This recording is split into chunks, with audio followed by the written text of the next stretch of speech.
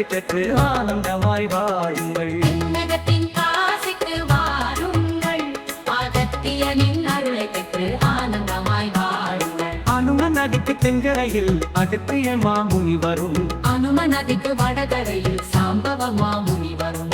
ஆதிசிவன் பாதம் தொட தேடி இந்த இடத்தில் அந்த முக்கண்ணனும் வந்து அமர புனித பூமி ஆச்சு. சாம்பவர் வடகரைக்கே சிறப்பாகி போச்சு.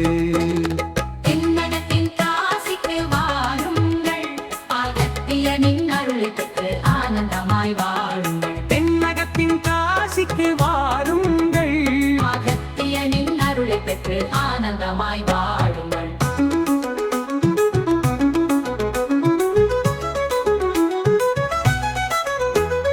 அகத்தியரின் பாதம் தொடர் பாவம் எல்லாம் நீங்கும். சாம்பவரிடம் சரணடைய துன்பம் எல்லாம் விலகும். தென்னகத்தின் காசியாகி சிவனும் இங்கே அருளும் இடம். அடைக்கலமாய் வருபவர்க்கு ஆனந்தங்கள் செழிக்கும் இடம். தென்னகத்தின் காசிக்கு வாருங்கள், அகத்தியனின் அருளை பெற்று ஆனந்தமாய் வாழுங்கள்.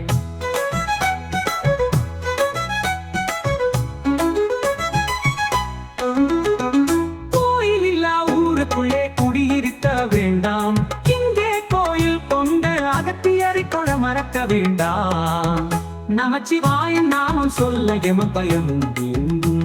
ஓங்காரம் தீபம் காண வல்வினையும் ஓடும். தென்னகத்தின் காசிக்கு வாருங்கள், அகத்தியனின் அருளை பெற்று ஆனந்தமாய் வாழுங்கள். தென்னகத்தின் காசிக்கு வாருங்கள், அகத்தியனின் அருளை பெற்று ஆனந்தமாய் வாழுங்கள்.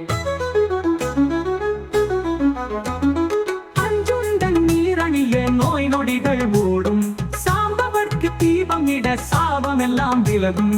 அகத்தியனின் அருள் கிடைக்க அகத்தின் அழுக்கு கரையும். இங்கே அன்னதானம் இடுபவர்க்கு வளமும் நலமும் பெருகும்.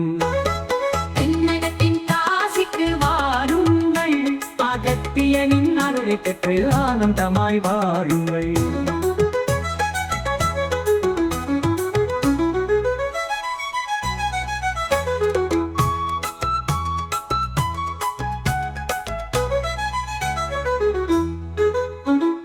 மஞ்சுண்டன் நீரணிய நோய் நொடிகள் ஓடும்.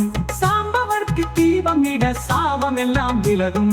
அகத்தியனின் அருள் கிடைக்க அகத்தின் அழுக்கு கரையும். இங்கே அன்னதானம் இடுபவர்க்கு வளமும் நலமும் பெருகும்.